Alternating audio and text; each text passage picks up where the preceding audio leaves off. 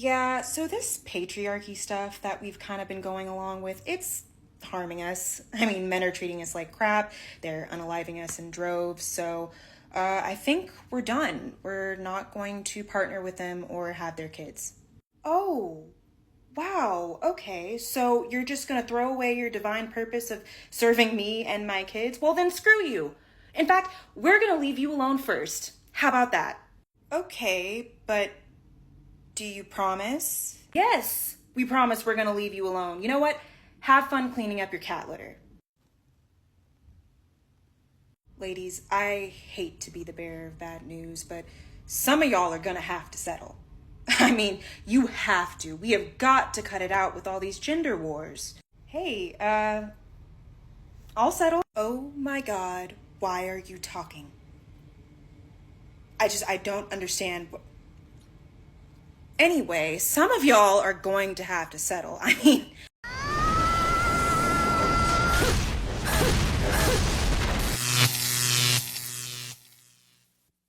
Welcome to The Wall. In today's video, we'll be talking about the 4B movement, a movement that gained strength in Korea but has made its way to the West, because all bad things eventually get here.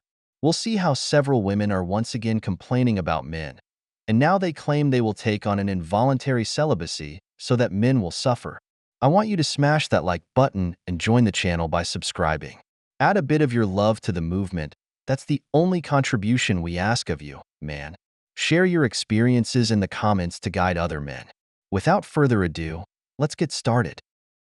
Straight men need to step up their game and relationally with women, or they are going to be pushed out. We really are seeing this play out in real time through the 4B movement. If you're not aware of this movement, it's a radical feminist movement that originated in South Korea, but it has gone global in recent months. And the focus of it is decentering men, but in a very hardcore way. Straight women specifically are committing to not only never marrying men, but never being in relationships with men or dating men, and more significantly, to never having sex with men. And we are at a very interesting point in history now where sex toy technology is so good that women do not need men in a sex context. And there's obviously been a trend for a while now of women committing to platonic life partnerships, which is where they move in together with a best friend of the same gender and have a completely but committed lifelong relationship, because they are finding more meaning in that relationship and more connection and support and validation than what they are getting through their relationships with men. I think for so long men have seen it as some kind of threat that they can make, like, well, you need men, like, what will you do without us? But women are literally at a point where they are so fed up that they are saying, we don't care. We are just really sick of men's shit. This is the consequence of toxic masculinity. This is the consequence of this whole alpha male movement that was led by the likes of Andrew Tate and Jordan Peterson, telling men that women need to go back to traditional gender roles, women need to go back to the kitchen, women can't have only pages, they can't have Instagram accounts, they can't wear certain items of clothing. Women are just like, fuck that. We're just going to do us. And if the human race dies out because we're no longer procreating, then so be it. Stop it. Get some help. This movement is like the evolution of feminism, but on steroids. In short, they don't want to have anything to do with men. So what are they going to be? Modern nuns? I've always said that when something is being given so much power, you should always look at who benefits behind the scenes. If women are turning away from men, who stands to gain? Other women who are interested in women, because there would be more vulnerable women available. That's why you've heard talk of lifelong platonic partners, because now, according to these women, a toy can replace us. But who's going to pay their bills, the dates, the trips? Who's going to give them children? Who will work for them? Because it seems like all of them want to leave men behind until they need one. Also, take a look at what kind of women we're not losing out on, guys, in the next video. So, the 4B movement. Yes! Do it! It's your generation's turn. Our generation, we always stood in front of the courthouse with signs and threatened this and threatened that. This is it. I think we're all in. This is it. Your generation is going to make the statement. that we should have. By the way, 61, no kids. Let me check in with you. Everything's fine. No regrets. Lived most of my life alone.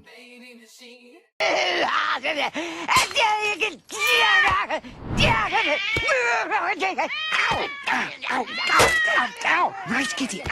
I once heard the story of a man who goes to the doctor and says, "Doctor, I want to live past 90. The doctor asks him, "Do you smoke?" The man says no. "Do you have any substance addictions?" The man says no. "Do you drink alcohol?" The man says no. The doctor then asks, "Do you have kids, family, an active intimate life?" The man says no, none of that. So the doctor says, "Then why do you want to live so long?" This woman is the same, without regrets. But what did you accomplish? Holding up a sign, leaving no legacy? Now you're supporting a movement so that more women end up like you, alone and on the wall. I'm telling you, brother, misery loves company. Kings, the 4B movement is just the woman's version of involuntary celibacy. The way intimacy works is they say that women control access to physical intimacy and that men control access to relationships. Men who cannot get physical intimacy are then deemed involuntarily celibate. Women who can't get a guy to commit to a relationship and girls who keep getting played are joining the 4B movement because they keep giving up their physical intimacy, and in exchange, they can't seem to get a relationship. So they said, we're done trying to have relationships with guys because we keep striking out. And this group thinks that they're being slick, going, we're just not going to give guys what they want. We're choosing to walk away from men. But everybody in their right mind wants a positive relationship. Everyone in their right mind wants somebody for them. And these are straight women in 4B, which means they would prefer to have a good man. But they have said very loudly that they're giving up on men in general because they can't find a good man, meaning that all of their attempts have failed. So I don't think 4B should make fun of men because they're involuntarily single. Stay up, Kings. Totally agree. When you don't formalize a relationship, you end up in a life of recklessness, in fleeting relationships without emotions. And while many believe that's the best life, it becomes empty after a while. Do you really think a woman wants to live with other women as roommates? That she doesn't want to be a mother? That she only wants to work and come home to an empty house?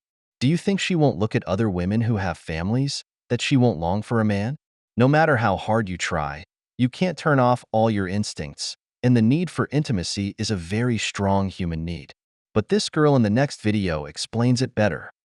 4B movement this, 4B movement that. I have a very sneaky suspicion, just from everyone that I know in real life that talks about the 4B movement. The people that are being the loudest about being very anti getting together with men, a lot of you guys are still in situationships and are actively hooking up with men in a non-committal way. Guess where men suck the most? In which cities they suck the most? Cities like New York. I don't know a single person who's having a good time dating in New York right now because men get all the benefits of being in a relationship with a woman for free from multiple women all the time. They're energy harvesting off of women all the time.